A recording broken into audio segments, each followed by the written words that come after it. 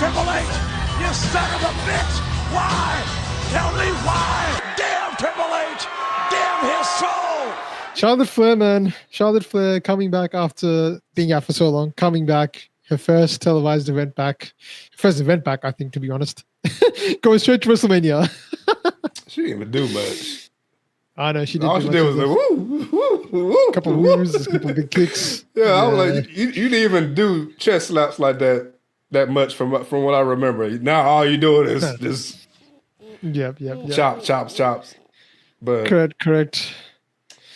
I don't know, man. It's kind of weird to me because, like, at the same time, the WWE pushed new talent and gave credit for, you know, the talent that were sort of had like runs. That's why I really wanted Io Sky to win, because I was like, she's done a lot of good work throughout this year to reward somebody that's been doing it right. And instead, they went the other way and they gave it to Charlotte, who, has done nothing.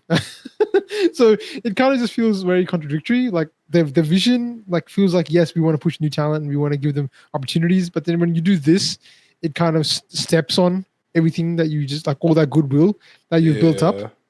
So I was like, at least let her win. Maybe give her the Elimination Chamber, where it's more of like, you know, she has to fight for it if she comes out first or something like that. So she proves herself. The Rumble coming in at like mid-20s, having a few moments here and there, like it I don't know. It just didn't work for me, man. I would have rather almost anybody else win but Charlotte, to be honest. The only way they can like make up for this is if she lose to Tiffy Stratton at Mania. Yeah, that I feel like she will. Yeah, that would make it make sense. Like a passing of the torch. Like, okay, Tiffy, you're the new queen or whatever. New queen. Yeah. But I don't think no one wants to see a Charlotte Flair title run right now.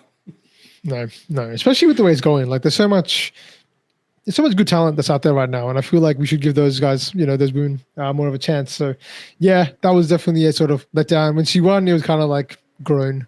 You know, it wasn't kind of like, it's like, oh, okay, didn't really get that pop. But I do want to talk to you about that spot, man, where everyone was there, because we were messaging back and forth while we were watching this, and I got a feeling that they might have botched this. I feel like the ending was not meant to happen like it did. Like, Roxanne Perez, I big fan of Roxanne Perez here, big fan of the Prodigy, but her to be like the second last wrestler left, feels like something went wrong.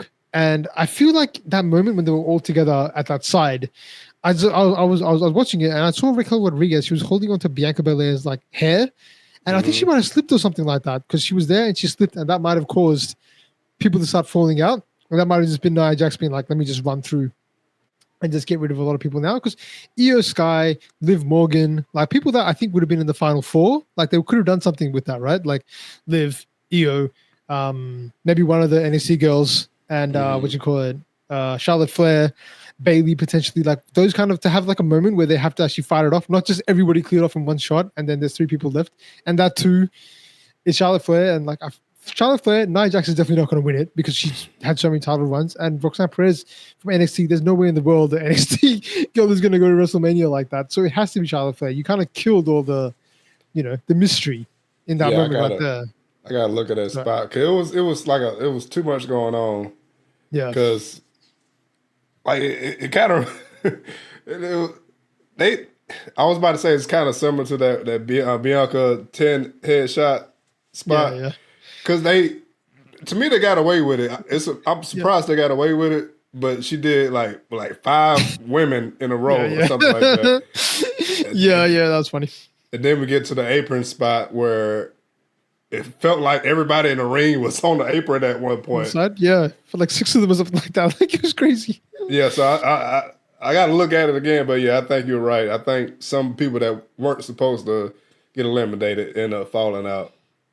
Yeah, because they were teasing a little bit of and I'm still waiting for this story to happen if it ever does. But Bailey and Io Sky ever having a face-off again, like that was like one of the best moments of WrestleMania last year. Like those two, basically their feud, that match, and they haven't done anything since. They had a moment on Raw like last week when they were saying like, and Io comes out, cuts a sick promo, and just goes, see you Saturday. And sort of walks away. And I was like, all right, they're going to build up to something here. And there's a moment they had like 1 second when they're looking at each other.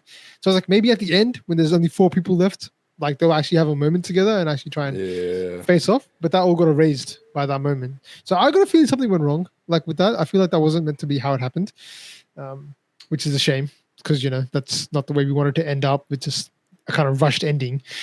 But yeah, that was a low light to me. A lot of highlights, but that to me, Charlotte winning and that how she also won was kind of a low light to me. It put me in the mind of I just watched one of Maven's video. Yeah, I love Maven. I think he just put out a Rumble video. I guess he timed it perfectly, but he was explaining that I think he was in the Rumble himself with one of Booker T's companies. But he was explaining that. Yeah, he was. Yes. Yeah, he was explaining that everyone has like they know who's supposed to be. They know who's supposed to eliminate them and everything. Yeah. So right.